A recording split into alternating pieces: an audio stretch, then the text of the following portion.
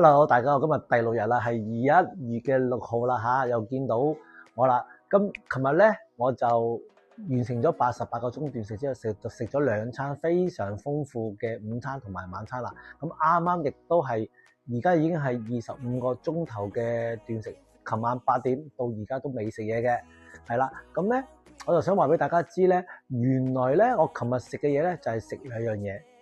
繼續保持翻我嘅生酮狀態，就係食肉同埋菜。咁好美味嘅晚餐，有調味料或者有啲糖啊剩咧，其實唔緊要嘅。你 focus 肉同埋菜之後咧，佢少少調味料其實唔影響嘅生酮。因為今朝早我再驗酮嘅時候咧，就已經都係一個好高嘅酮，同琴日差唔多，所以我咧都仲係進行緊一個生酮狀態，繼續燃燒緊脂肪嘅。咁啊，大家話會唔會好肚餓或者好攰啊？最緊要係咩咧？補充你嘅電解質，飲翻個海鹽水啦，可以買啲鎂粉啦，我哋叫 magnesium 啦，可以買呢個鉀粉啦，可以叫 potassium 咧，就補充翻，你發覺係好精神嘅。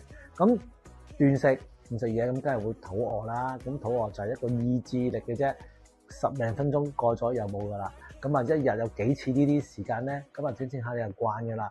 咁我自從做咗啱啱呢幾日嘅88個鐘之後咧，今日再做25個鐘咧，都冇乜感覺啦，已經係好習慣同埋好想再做落去嘅。